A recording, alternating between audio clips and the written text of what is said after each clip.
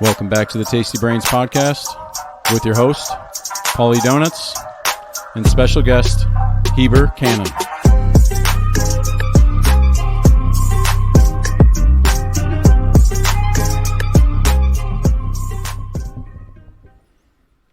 Heber, welcome to the show, brother. Thanks for having me on. Yeah, man. Thank you so much for, taking the time out of the land of butter and how busy I know you and, everyone else that I see every week or every few days in a video or a post. I'm honored to have you on the show. So thanks again. Pleasure to be here. Yeah. So anyone that doesn't know, can you give a quick intro of who you are and what you do? So my name's Heber Cannon. I am one of the Buttery Bros. We have a YouTube channel where we travel around the world. We work out with a lot of people. We rate pancakes. It's like adventure tourism with the foundation of fitness. For about 10 years, we worked for the company Crossfit headquarters. We made 4 documentaries for them, and we've made 2 feature-length documentaries about the sport of fitness since we've left that company. And now we just go around the world and have fun.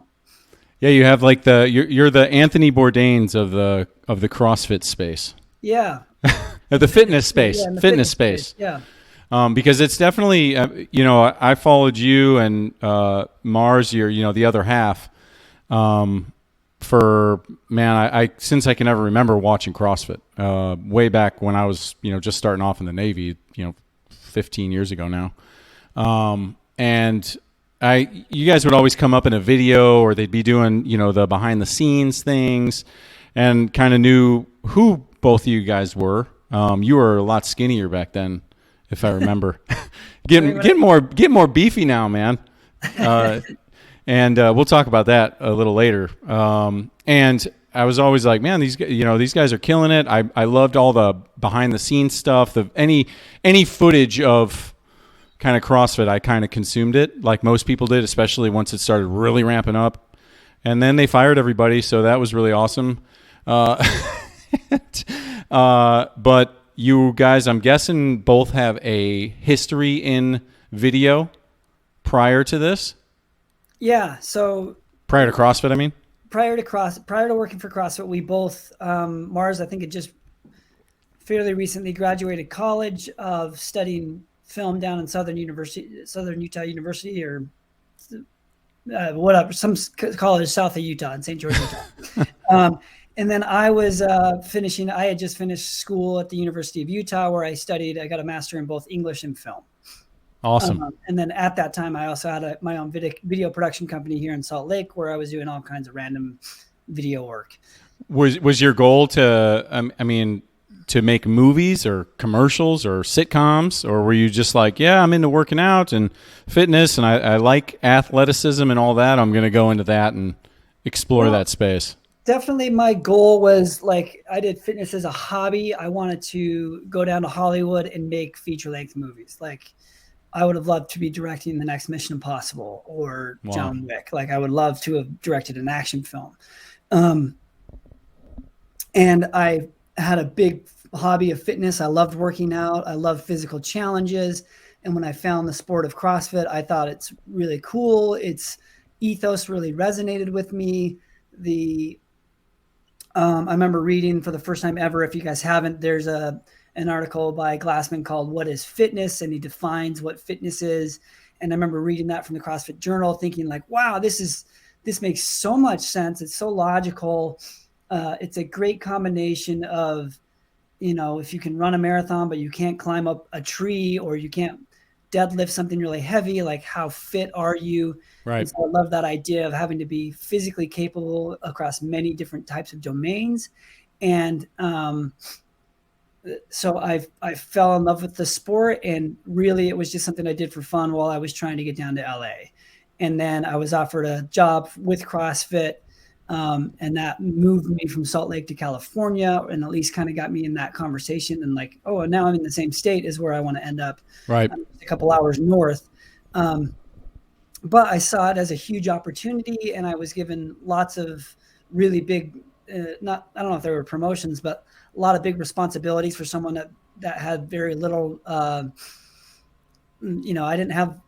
I was given jobs that I didn't You deserve. were like underqualified Yeah, almost totally ish. underqualified. Yeah. And but when you do that and you put someone like myself that's an A-type personality, like you put me in that situation, I'm going to figure out and we're going to make the best thing possible. Yeah. Seize the moment. So yeah, so I very much carpe diemed and seized that moment, and kept every year kept coming back to doing more work for CrossFit, from starting a new show called the Update Show to then creating a pilot for ESPN, or actually it was just any network at that time, to Wow. then having I remember we were talking to, I think, FX or some, really like a couple of NBC. There was a few stations where it didn't make any sense, or networks, and then eventually ESPN became very interested, and we created a pilot for one of the local, not local, but a regional competition at the time, and they liked it enough that going into the 2011 CrossFit Games, we were now streaming live to ESPN. This really cool sport that we loved, and that was fascinating and fun. And then that led to producing 16 post-produced shows about the 2011 games, and that eventually I turnkeyed that into, I didn't love live television, and I was able to convince them that we needed to make a documentary about the sport of CrossFit, and cut to, we've now created 6 of those. Yeah, all amazing documentaries. I know, speaking of the documentaries, you had, I think it was last year or the year before, you had already filmed. There was one in the can, right? And CrossFit was like, I don't know if it was CrossFit. Someone said, nope, you're not going to do that. We're going to do our own version of that, right? Didn't I read something like that? Something along those lines, something happened with a documentary you were making? So in 2018, we had finished. We had made 3 movies. We were finishing and shooting our 4th. The CEO at the time and owner, Greg Glassman, had wanted to make big changes to the company. He wasn't happy with the sport. I can't speak to what his opinions Right. were. What ended up happening is they changed the structure of the season of the sport really dramatically. They like deleted their social media. They also deleted they deleted a whole bunch of stuff, and then fired 50% of the budget. They cut 50% of the budget of the CrossFit Games, and then fired 50% of the media team, and then that ended up like getting rid of the entire media team, myself included. And it became very clear while we were filming that movie that they weren't going to let us finish it. And so we were having discussions before we were let go about us potentially taking that documentary and making it on our own. Right. For political reasons, we stalled on that conversation a little bit. And then eventually we were let go, and we went back to the guy that we were having that conversation with. And he said, okay, well, at this time, the CEO does not want to make the 2018 movie. He would rather focus on the future because they've changed the sport and how people qualify. And we don't want people talking about the past. We want people talking about the future. So we had shot about 95% of that movie. We probably needed like a few I think we hadn't interviewed Tia Claire Toomey, who was a big voice, and we hadn't interviewed. We usually interviewed people in-house towards the middle of editing, so we knew where we needed to fill in some holes and stuff. Nice. So we had filmed quite a lot of that, put that in the can and the back burner. We went on to make the movie called The Fittest, and then another movie called Resurgence. And then, without talking to any one of us, and after having asked to make it for many years in a row, they gave it to another editor who she had worked with us on some of our previous films. And so we're stoked for her to have had that opportunity, but it was never discussed with us to make it. And I never had any say in the edit or any of the show at all. And you got a decent sized family. I know a couple kids, obviously married. I've seen them in the videos once in a while. When they decided to put the kibosh on CrossFit Media, for the most part, were you like, what the fuck do I do now? Or were you like, you kind of already had okay, I kind of saw the writing on the wall? Because Buttery Bros happened, I'm trying to remember when those started. So fall of 2018, we're let go. We were let go. And that was really weird. But I was in a position where I didn't know if continuing on in the fitness space or CrossFit space was something I wanted to do.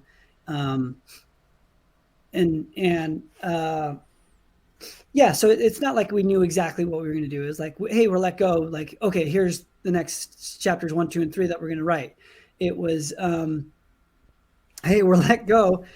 Do I continue in fitness? Do I continue to do this, or do I go back to my journey that I was initially on anyways, which was to go down to Hollywood? Mm-hmm. So I flew down to LA like 3 or 4 times over the next 2 or 3 months. Wow. And took many meetings down there.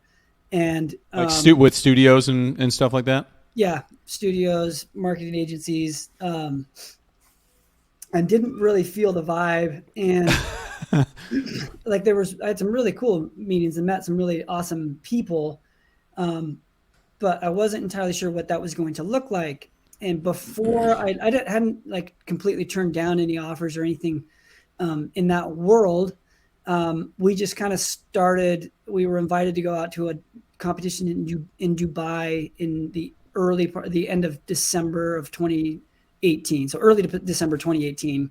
Okay. And that was a total catastrophe in terms of production and stuff. And while we were there, I was like, we should kind of film a behind the scenes of what we're doing here, because it's like we're dealing with the politics of government of Dubai, right? With politics of the sheikh running this event, with the event organizers, and then also with this other production company who's here producing a documentary, and they want to work with us. So there was lots of different things that we were balancing there, and it ended up being okay. But a lot of our time and effort went into the politics of it as opposed to producing.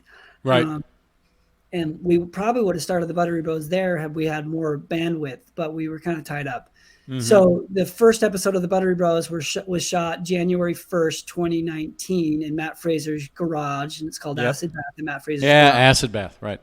And we were there on a commercial shoot for another brand. And so really we didn't have a plan for Buttery Bros at the time. We didn't have a plan to make any documentaries. We just kind of knew we were taking many calls with many companies about wanting to be involved with the documentary about the 2019 season. And also at the same time, simultaneously talking to production companies and things down in LA that was also sort of calling my name. And I think if it weren't for the Buttery Bros, I probably wouldn't have stayed much longer in the fitness space, just because it helped to reignite my fire and passion for the community and for the sport of fitness in general. Yeah, that's it's so amazing how people's different, little life adversities, they can either say, yeah, I'm going to completely go left field. I'm not going to do this anymore. They're done. That's the end of it. The door's shut. The way is shut. It's kept by those who keep it. You're going to just go into the next one. And let's say you did go to LA. Who knows, what would have happened there? I guess no Buttery Bros. Similar things that probably happened to tons of people that create and generate their own success, like you. When you first started in CrossFit and you were kind of in that weird space of, hey, here's your responsibility. Like, I've never done that shit before. Like, okay, I guess I better do it to the best I can and see what happens. But some people get hyper nervous, I think, and they say, oh, and it just, it's a complete fumble. Same thing. I mean, I can speak from my military experience. I was in the Navy for like 10 years.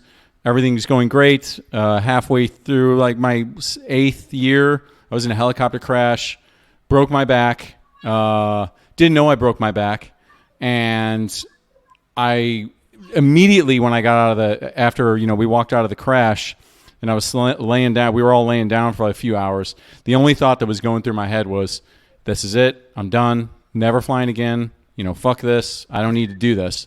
And a couple days went on. A few of my friends would call me and they're like, yeah, just really think about it and, see what you want to do. And I ended up staying in and, I whatever, long story short, I ended up having to retire because I had to put some rods in my back. But it still was one of those things. I could have closed the door and who knows where I would have been now. And now I'm, sitting here talking to you and doing this crazy podcast stuff that I'm, trying to grow. And I have zero video background or anything like that, as you can see by this amazing poor lighting over to my left side here. But yeah, those moments are huge. And the space that you were in, I think it was genius for you guys to keep rolling and doing what you're doing. Because as crazy as that moment was when they turned off the media, I was pissed. I'm like, what are they doing? I missed these videos. I missed the content. Other people were pissed. I could tell. They were like, what the fuck are you guys doing?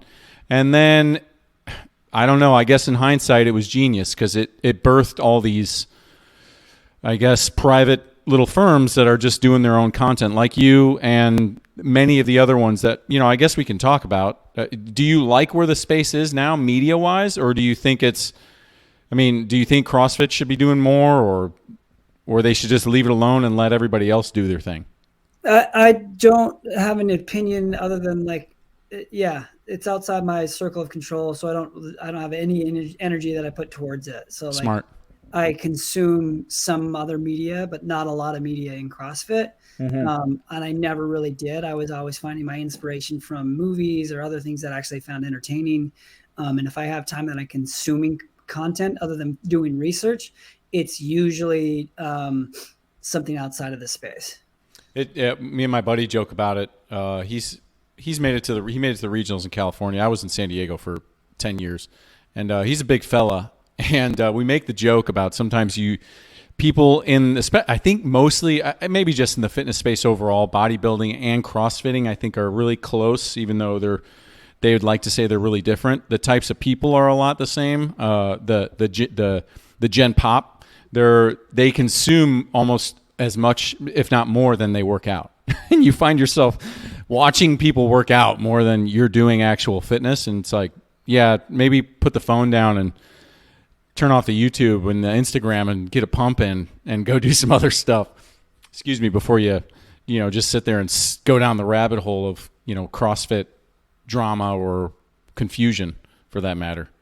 Yeah. I mean, and not to say that I didn't do that. I think it's always fun to hear someone's journey when they first start CrossFit. And, I remember starting in 2008 and watching people do G.I. Jane as a workout, and someone comes in my office and they're like, what are you watching? And I'm like, some guy in Florida in his garage doing 100 burpee pull-ups, and Josh Everett doing King Kong, just saying over and over again, this is a 15-minute video that just it's on loop, but you're picking up little tricks on how to be faster and how to do quicker things, and so I think that's a pretty common story when people fall in love with the sport that I enjoy and love. And I'm not ever saying to not consume content, because I consume a lot of content. Right. But I try to find inspiration from outside stuff. And then I also feel like there is a lot of drama in the sport if you're caught up in that, but I'm not worried about the politics of it anymore. All I'm worried about is inspiring people to get to the gym.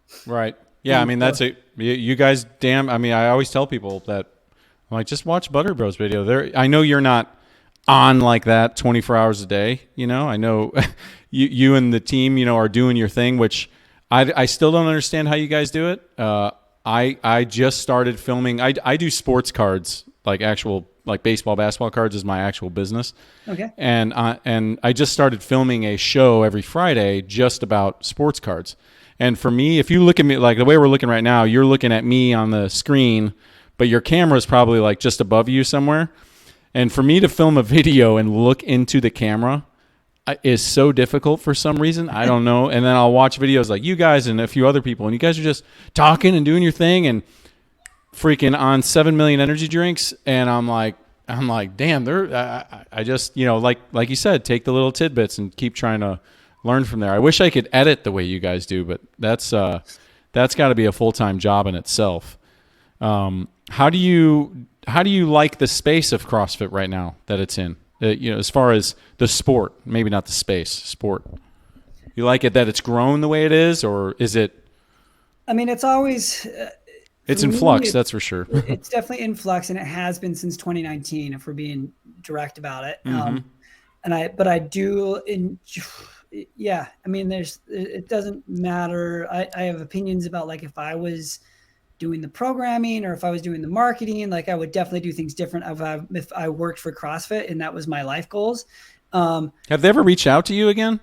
You guys? Not. We partnered on the 2020 feature film called Resurgence, right? And we worked with them, and we have a great relationship with CrossFit, and I'm friends with everybody over there. But we haven't collaborated on any media since 2020. And I feel like they should be like banging your guys' door down. Please come back. Please do more. Whatever. Let us. We're not opposed to working with CrossFit. And for me, like a lot of our fan base and community, I don't want to use fan base, but community that we've built online are CrossFit based. Right. And so I would love to see it helps us grow if CrossFit continues to grow as a brand, and it helps us grow if more people are participating in functional fitness. And so I would love to see more people doing the open. And I would say in terms of like open participation, this year looked like they had the most people signed up for the first open workout. I feel like they kind of had the first implement was a rower, which is cool, but that's harder for people to find. And then ending with muscle ups, like the first workout had a lot of things that were kind of complicated for boxes to put together and for athletes to do. And so I feel like they might not have been able to continue growing that. So I would have liked to have seen a little bit easier workouts in the open if I'm being picky, but easier setup. Yeah, easier setups. I just don't put a lot of effort into. I don't think about that as much. And I try not to think about that because I can't control it. And so if my opinions are on that stuff, like I'm just wasting energy on it. It's funny because before I talked to you, I had another guest on, and she's big on energy. She said almost the same exact thing. She was like, I just at one point in my life, I decided to stop wasting energy on shit I couldn't control. And it's easier said than done because your mind's going to sometimes even want to, like me for this year, I decided, hey, I'm going to try to see how well I can do as a master's athlete.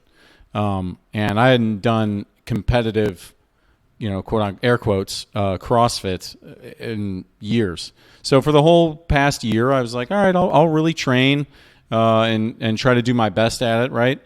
And they released the workout, and I'm kind of going, damn, shit's changed because I can't do this in my. You're looking at my gym right now. I can't do this here. Thankfully, here in Houston, I got a nice gym that's not far away. Cool peeps, super fit owner.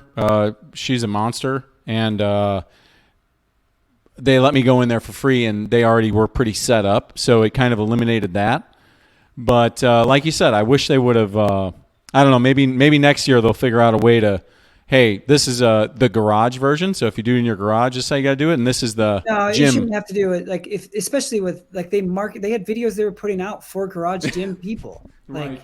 It's like you can't market to this community and then underserve them with a workout that 90% of them can't do for the first week. Like it's one thing if week one is like a workout you can do in anywhere with minimal equipment. Fran.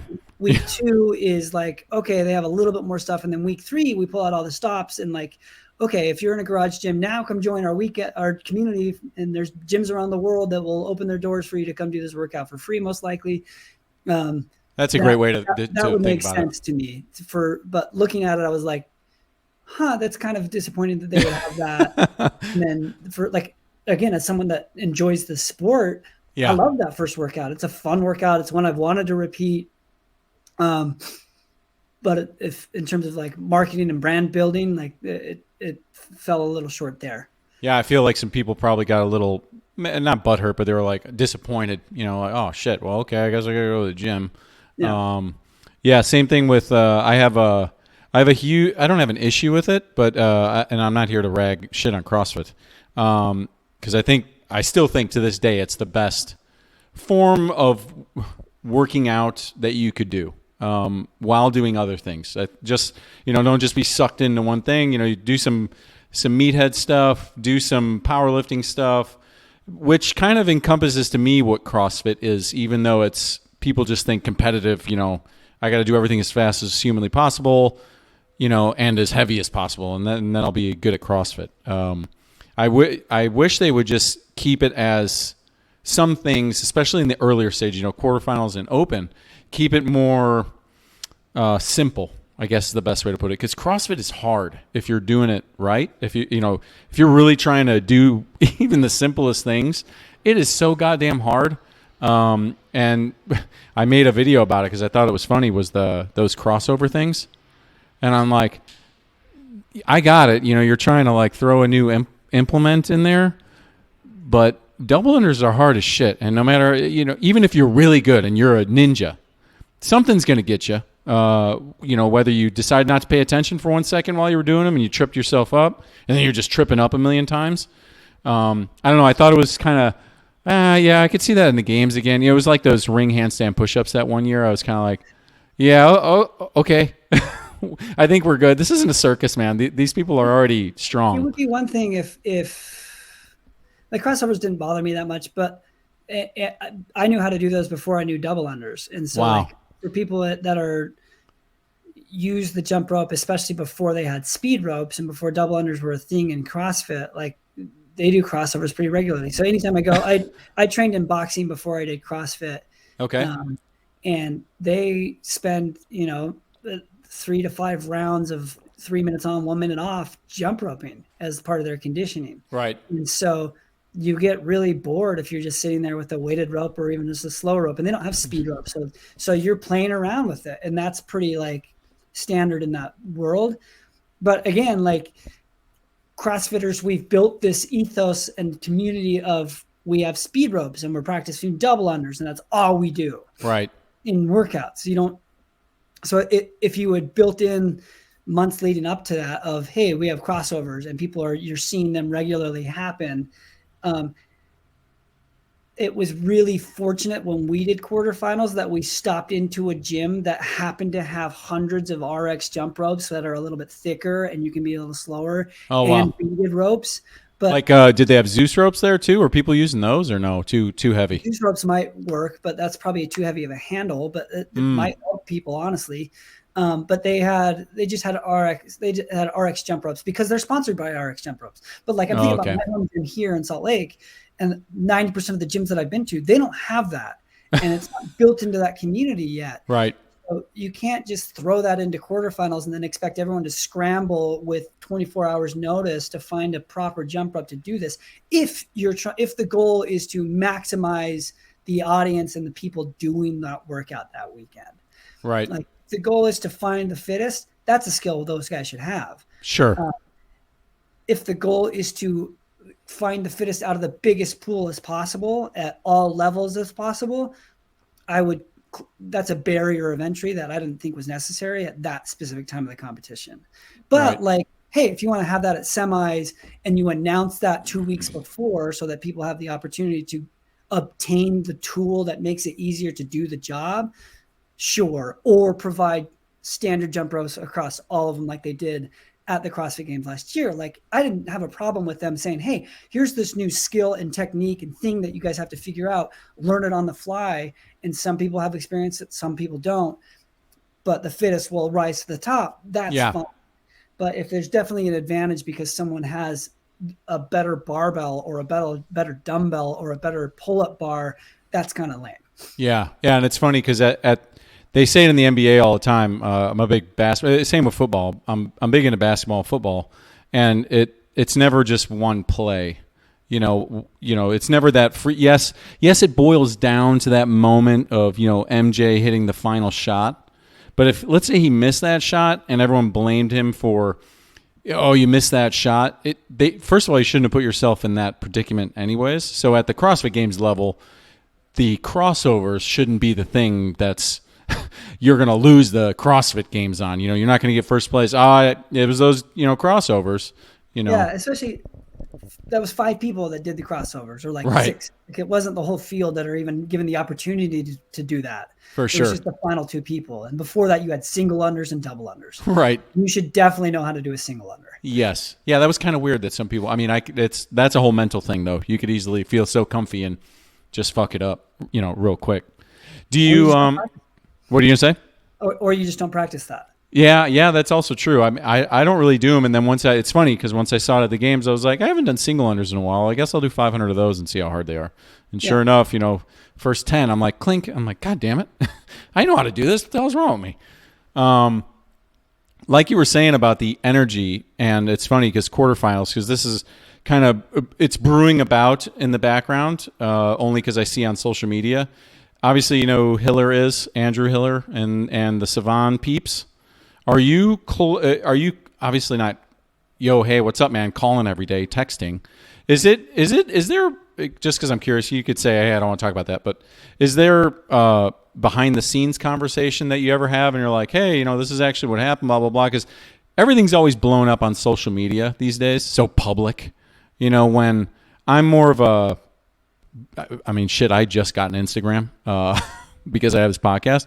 I'm a pretty private guy when it comes to just confrontation and stuff like that, just out of business side of me. I'd rather just be like, hey, what happened here? Blah, blah, blah. I understand it's like a show content on all levels, just trying to get it out there and a talking point. But do you guys is there ever like a, hey, what was up with this? Oh, yeah, okay, well, just let you know I'm probably going to drop this, and do that. Or do you just like kind of, because I know you, like something happened with Danny Spiegel, something with the deadlift stuff. And then there was a conversation back and forth and whatever. I thought it was kind of weird that it was just I don't like pitter patter Instagram battles. I'm more of like I'll DM you or I'll have your phone number. I'll get your number and be like, hey, what's up with this? And we can talk about it there instead of like airing it out on social media.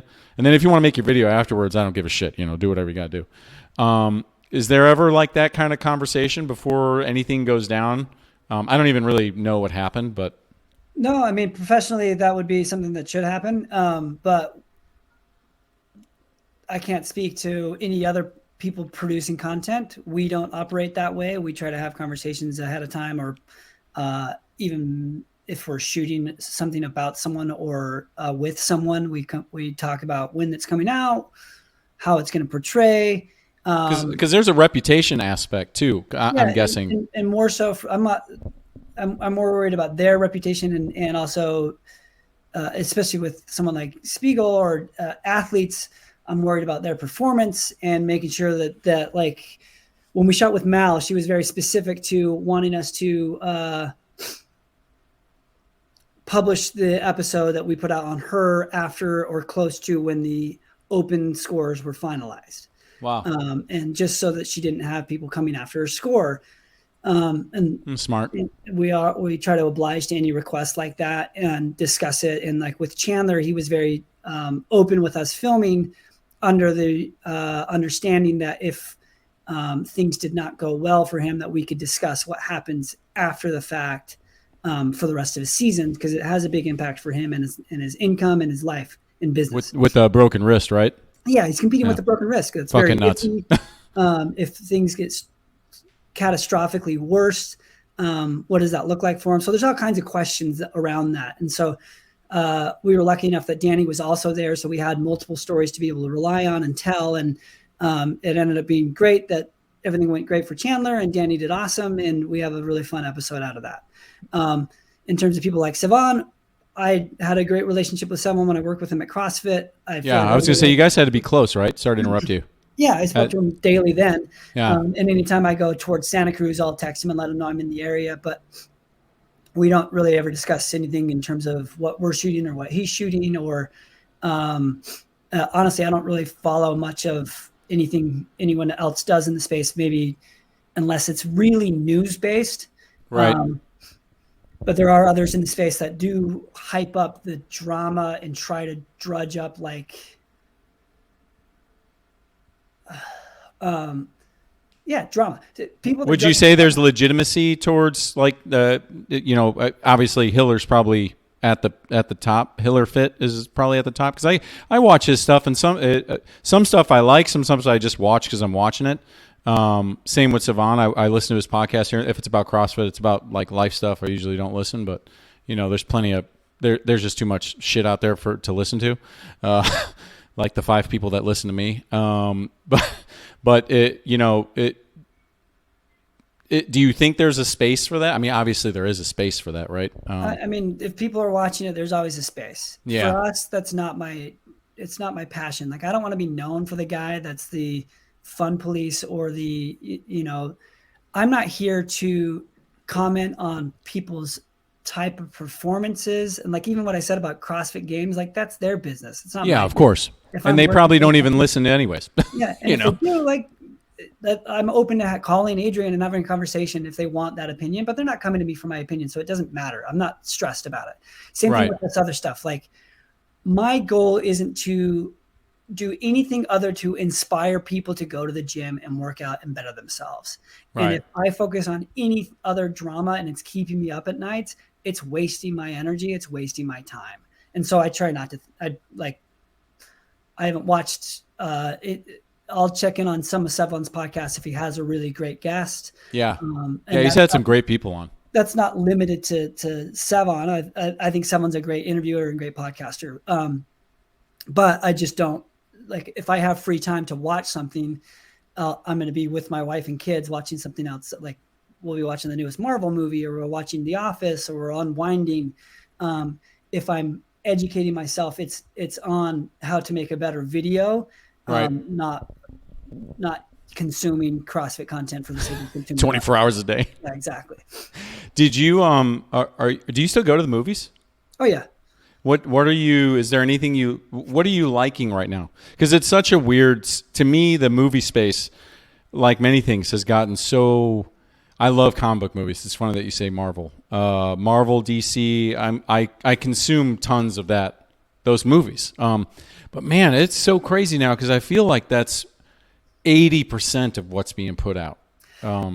Right now. And don't get me wrong, I enjoy Marvel, I enjoy DC, love comic book movies. I think they inspire a lot of our documentaries, and whenever we take on serious work like that, like, I consume more of it because I want our movies and documentaries. I feel like these CrossFit athletes are superheroes, and so I want people, there's a reason Marvel's cinematic universe has been so wildly successful, is people want to see that.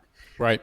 And I want to take that they've picked up on screen from them and bring it into our world and have them relate. And so our sound cues, sound design, the way we shoot it as an action scene, almost like it translates very well. In terms of what I've been enjoying myself as of late, just last week we went through a John Wick recap to enjoy the new John Wick 4. So last week we watched 3 on like Thursday night, Friday, or actually Wednesday night, Friday night. We went and saw John Wick 4. It was awesome. How was it? I heard it's amazing. It's fantastic. It's everything you'd want it to be. Is it the best one so far? It's hard to, I don't know. On your pancake score, what is it? It's up there. 8.5? Yeah, I would give it a 9. Like, all those movies are 9s in my opinion. Like, yeah. I love the John Wick movies. I think they do a really good job. And again, like, translating it back to what we do for film. I talked about this on a podcast the other day. When I shoot action or functional movement, and when we were making documentaries and we were covering the sport of CrossFit, a lot of TV producers would come in and be like, get a close-up shot on that hand grabbing that barbell and show me throwing the chalk in the air. And I'm like, that's cool, as like an insert thing, is like a beat moment. But when they're actually competing, I don't want a close-up of their face. I want to see the whole movement. I want to see the whole thing, so that I can say, oh, that is 345 pounds he's lifting over his head. Oh, that is a beautiful snatch all the way through. And look at where she's pulling on the second pull here, or how she's catching at the bottom of the snatch here. And you don't see that when you're close up on a face or a hand or a shoe. And so, like, our zoom lenses are minimal. Our movement is big because that accentuates it and makes it feel like it's bigger than a locked up shot of this, the same thing. Yeah. So John Wick does that really well, where they have some incredible cinematography moments. And what they get to do that we don't is they get to light it cinematically so that every scene has this color palette that's incredible and ties it all together and has meaning. So that's something that I love about filmmaking that we don't get to do with documentary filmmaking, because we don't have control over that on a lot of what we're shooting. But if you haven't seen it yet, go check it out. It's awesome. I know. I can't wait. And it's so sick so you went with your kids too? No. I was like, man, that's hardcore. When I say I was with Marsden and Julian, and we were on a shoot up in Portland. And so sick. We had a couple of free nights where that's a good bro fest. Yeah. Julian hadn't seen 3. So I was like, well, you got to watch 3. You can't. What's wrong with you, sir? And then 4, we were prepared. How big is the team? When I guess better, let me put that into a frame of reference. When you're doing just the Buttery shows on YouTube, how big is that team? And then part B, when you're doing a documentary, how much bigger does it get then? Or does it? They're pretty close. So we contract people out for different elements. And so it also depends on the season and what we're doing. So like right now we're working on an episode that we shot. We went and worked out with Michael B. Jordan's trainer. So the guy who's Creed, the new Creed movie. We worked out with the guy that trained Adonis and both actors both the lead actors in that film. They train and they look like gladiators in the ring. They look just jacked. So we worked out with that trainer, and then we did some stunt training with people that were in the movie Avatar or stunt doubles in Avatar. Then we did some acting with this comedian named Brian Callen. So we have this episode we're working on right now. And we have an assistant editor named Steph who's helping us edit a lot of that down. And she's uploaded a rough cut that I will now download, and I will do an edit through and cut up to about 90%. And then I will hand that over to Marston, who will master it and make any other tweaks and edits to it. And then Julian, throughout all of that, will have been making motion graphics to add to it. So he's the guy that's making all the juicy pictures and all that stuff. Yes. I mean, the graphic-ish. Like graphics. So that's what I mean. Those kind of like cool colors and all that. It doesn't look like it's in camera. That's very much Julian. Yeah. Those are fantastic. He does a phenomenal job with that. And then Marsden will bring all that together and we'll export it. And so that's our small team for the smallest of what we're doing now. How long does that take? All in all? For like, because a video comes out every Wednesday we try to put out a video. Okay. So it depends. Like that video is a little shorter because we shot it all in a day. And I don't know how long the edit is. I haven't looked at it yet. But it'll probably take me a couple hours to do. Wow. Then it'll take me like tonight and a lot of tomorrow to do. And Marsden will be working on a lot of later tonight and early tomorrow throughout the entire day tomorrow, most likely. For a product like that, it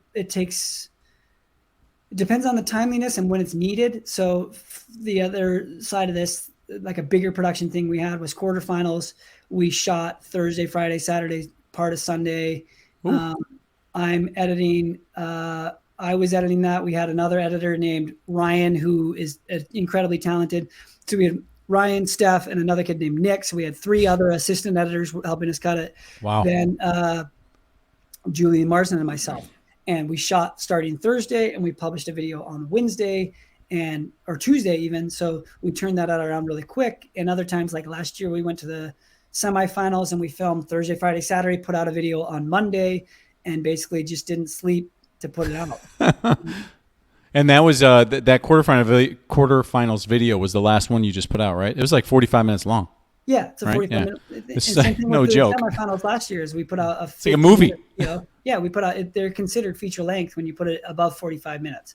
So crazy. Like, if I'm not worried about drama or what else is going on in the space, it's because we're producing a TV show or a movie once a week, and we do that 52 weeks out of the year. Most like we very rarely miss a week. That is mental. When it comes to documentaries, the team doesn't expand much beyond that. We just have other editors that are working. So for Resurgence, we had a friend named Mark Billingsby who worked on the movie for a few months. And then we handed that over to our friend named Ian Wittenberg, who really fleshed out a lot of it and did a really good edit on that. And then he handed over to Marsden and myself, and we both did passes on scenes and tweaked it. And then we hand that off to, and Julian again is making all the art design and art graphics for it. Right. And then from there, we hand that over to an audio technician and a colorist. So Will Smith is the name of the guy that does all of our color work. Watch that backhand. Yeah, exactly. Not that guy. And then another guy named Vince does all the audio mixing. So we really add on like 2, maybe 3 people when we're making a feature length film. But for the majority of what we're doing, and traveling, it's Julian Marsden and myself. Damn, that is no joke, man. That's crazy. Are you going to make another movie? I'm not saying that we're not, but our focus right now and energy is just put on the Buttery Bros. It's too much fun and rewarding, and it's everything I want to be doing. Filmmaking is fun, but I find that if I'm doing a documentary, I'm just documenting other people do cool stuff instead of doing cool stuff myself. And right. that's not the life I want to be living. And yeah, it's funny because it felt like the season of CrossFit didn't end. Does that sound weird? It in the past, it felt like it really had a downtick of just, it was like, yep, all right, everything's going to kind of quiet down, but everything seemed kind of wham, and it stayed here, and then now we're like about to ride the wave into, semifinals in the games, which is all right around the corner. But you guys have found a way to not, like you opened it with, not just doing CrossFit. There's also so many fitness elements that it looks like you guys are trying to branch in towards more. Is that something that you're lining up as well, to not just be like, yeah, not always CrossFit, because you've had the strongmen on there, you've had a whole slew of people, bodybuilders, other Instagram models, and all that. Are you trying to grow the space into many other departments of fitness? Is there any professional sports, NFL, NBA, that you've thought about, maybe like, oh, maybe we can latch into those departments? Yeah, we're open to any and every opportunity that sounds fun and entertaining. Right. Like right now, you can't just worry about. You have to not just, like, oftentimes we fall victim to this, which is like, hey, we've got so and so that wants to be on our show. Let's go do something with them. But what does that video look like? What does that title and thumbnail look like? What does that story structure look like? I need that problem. Right. And so, yeah, exactly. So we're lucky that we have a lot of people that want to be on our show. It's also the flip side of it. Like, we're about to shoot with this woman who's had the biggest fitness app on the Apple Store for years. And so what's the app called? It was called Sweat. Oh, okay. And I don't know if it's still that. It was for a while. It was the biggest app. Massive Instagram following. But okay, what does that video look like? What does that thumbnail look like? Is it us doing her workout or her doing our workout? And so in our minds, like, bringing it back to the community here in CrossFit, is I think it's super beneficial anytime somebody sees someone like Kai Green doing CrossFit and trying something new and testing the waters with it. And then getting an honest opinion from someone like that. Same with this person we're about to shoot with is, if they do CrossFit, what is their reaction to it? And if we are featured on their channel and people come to find us, it's going to be hard to miss our background in functional fitness. And so it's, all ships rise in that scenario. Right. Like this last weekend, we were at my friend Nick Simmons put on this, what he called the Impossible Obstacle Course. And there was a whole bunch of ninjas there, obstacle course racing ninjas that were racing it. Nice. And he kept referring to us as like, we have top CrossFitters, we have top ninja athletes, we have top obstacle athletes. And I was like, hold up. Like, I don't want to represent all of the CrossFit community, mainly because, like, we're not top CrossFitters. We're like everyday average CrossFitters that are dad's business owners and content creators.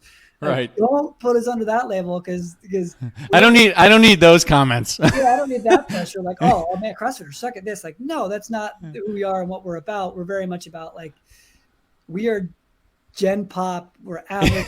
Maybe we're above average. You're above. You guys are definitely above average. I mean, yeah, we're fit, but we're trying to inspire others to try new things and do new things. And so whether that's bringing someone that has zero history doing a thruster into a CrossFit workout. Yeah. Or it's us going and doing this obstacle course where I have zero experience, or maybe very minimal experience, and trying to keep up with their top athletes. Like, it's taking fish out of water and trying new things and just having fun with it. Cause to me, fitness has always been recess. It's been an escape from the stress that I have in life. And so I want to encourage others to do the same, because I think it's super beneficial for life. Is there anyone you haven't worked with that you're trying to or want to? Oh, there's tons. I'm sure there's a million. Yeah. There's, The Rock. Fuck, that'd be Kevin nuts. Hart. Shaq. Andrew Huberman is that one that's. Oh yeah, that'd be great. That'd be fun. Joe Rogan. Joe Rogan, Bert Kreischer. All those guys would be really fun to have on the show and do fun stuff with. You're getting close. I mean, Joe Rogan, you're pretty close, because I know you've had a couple of the guys that are pretty, 2 steps away almost. Yeah, like we had Brian Callen on the show that we're working on this week. He's a good friend of ours, and like when we were at his house, he was late because he was having a phone call or dinner with someone that, yeah. So we have connections to Joe. I don't know that we're at a position. That'd be so cool. It would be fun, but someone like that, I would want to have a preparation. Is like, hey, we want to have you on the show. This is what we want to do with you. Right. And so figuring out what that looks like, as opposed to, hey, you're doing quarterfinals, let us come document it. Yeah. I'm going to his comedy mothership. I'm going to Austin next weekend Nice. to see Ron White. Tickets just dropped yesterday, so I'm super pumped to check that place out. Speaking of the famous Joe Rogan. Yeah. So last, before I let you go, your body makeup, not makeup as in like cosmetic. You used to be kind of a skinnier dude from what I remember. And then as the videos I've watched, it seems like you've gained some lbs size-wise. Have you just changed the diet, or are you just pumping TRT? I'm just kidding. Or what? Is it all the podium? It's all the podium. Or the podium and rain. Yeah, make sure you drink tons of whey protein. Mixed. So I think if we're talking about my body composition and if I've put on lbs, I haven't really, like, my weight stayed the same. No shit. If not, so my weight has always fluctuated. In 2013, I did a really dirty bulk and I got up to 175, 177-ish maybe. Since the end of 2013, I got back into really good shape, and I've been right around anywhere from 165 down to 153. I think last summer 2021, I leaned out a lot down to a 154, and that was probably my leanest. Damn. But I've always been extremely skinny. Like, yeah. When I started CrossFit, I started at like 135 and put on 15 pounds of muscle in like 30 days, like super small. From 2015 to 2019, I was doing a macro diet, fairly specific and accurately for a lot of that time, but like coaching myself until I want to say it was 2017. I started working with 27 or maybe mid 2018. I was working Against Gravity, and working with them. I had someone I had to report to every week, and I got very strict on that. And I got pretty, I got probably in one of my better shapes right before we started the Buttery Bros. But then when we started this, like no sleep, traveling all the time, poor diet, crushed, but working out all the time. And so like I was able to maintain a decent physique, but I wasn't like, oh wow, look, that guy's peeled. It's like, oh, there's just another kind of average CrossFitter. In 2020, I was challenged by a friend to have better abs than them. So I locked in November and early November of 2020, and even the end of October, and went really strict on my macro diet for all of the rest of 2020, all the way through 2021. And then kind of on and off every 3 months. I'll I'll go off a month. I'll go back on for 2 or 3 months and cycle through that just to feel comfortable. And the other big change I made is, for years, I was like, I'm going to be a top CrossFit athlete. I love the endorphins that I get from training Metcons. Mm-hmm. So I was doing 3 to 4 Metcons, 2 to 4 Metcons a day, anytime I was going to the gym, on top of like swimming and other stuff. I just like to work out. I like to move. Right. And then when I stopped doing a lot of that and focused a lot more of my training sessions on a big bulk of it being hypertrophy training, that is specifically like time under tension. I'm not trying to make the fastest thruster. I'm trying to do a really slow and controlled front squat. And the time that I'm under weights is dramatically increased, because I'm actually like, I'll do sets that take 3 minutes to get through whatever I'm doing on a leg press or a back squat or a front squat or a hack squat or a sumo squat. And so that time under tension has a lot different effect. The goal definitely changed to not being as great functionally in terms of like, hey, I want to put on muscle. Yeah. And I want it to look bigger. And so that's been a big change in the last few years as well. So all of that combined, I have a little bit, I have more muscle, but my weight is actually the same as it's been for years, if not within 5 to 10 pounds of it. Yeah, I was going to say, maybe that's a better way to put it, is you look more dense. And it's just kind of funny because it's if anyone like me that's kind of watched most of your guys' videos, Mars always looked like the one that was bigger and a little more, just had more meat on the bones, you know. And Yeah. Julian looks like more like my kind of body type, bigger, taller guy. Was he like above 6 feet? Right around 6. Maybe Okay, 6, yeah. if that. I'm 6'5", 225, so I'm a bigger fella. But anytime watching the videos, it'd be like, oh, he's kind of the skinnier guy, and he's a little bit the bigger guy that likes to run fast. And it's so funny that time under tension thing. I picked that up from Marcus Philly because I follow his stuff a lot, and he crushes that shit. His functional bodybuilding stuff is fantastic. Yeah, right around that time in 2020 when I made that transition, we shot like almost back to back. I'd have to look at the episodes, but we shot with Marcus Philly and then maybe an episode, and then it was Dave Lipson, and it was like back to back functional bodybuilding stuff. Oh wow! Like, this really is where I think my mind wants to go. And so since that time period, I've been following Thunder Bro programming for the majority of what I do in the gym. And then really, yeah, and then on top of that, I'll mix in my own cardio or CrossFit. Like there's CrossFit workouts there's Metcons in Thunder Bro, but I tweak them a little bit more to really, if I'm doing a Metcon, it's because the boys at the gym want to do a Metcon. And so what do we want to do to throw down that's not impacting my leg day tomorrow or my chest day today? Wow, I got to check out the Thunder Bros thing too then. I know it. I mean, I remember I remember watching CrossFit videos of him back in the day, and now he's just jacked out of his freaking mind. Yeah, like he's someone that's put on a massive amount of muscle since CrossFit. Disgusting, not in a bad way. Just I know how to use my angles on camera. You know? I guess last thing. Are you guys a single entity company, Buttery Bros? I was always curious about that. Is it just the Buttery Bros, or is there like a team above you guys that's like an umbrella, or is it just, hey, we're the Buttery Bros and we do stuff with Podium, with Rain, Whoop? These are our sponsors, kind of thing. So we have the way our company is structured is we have our official company name is All Butter LLC. Nice. And that oversees LLCs that we each own. And then we each have ownership in, like we're both founders of companies. So we work with, we're founders of Podium and Krieger backpacks, which is an awesome backpack. If you haven't had Never heard of it. You're awesome.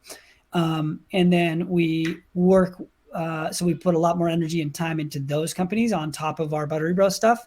Awesome. And then brands like Whoop, Rain, Gymshark, Sunglasses, Go Wad, Beam, they all sponsor the Buttery Bros.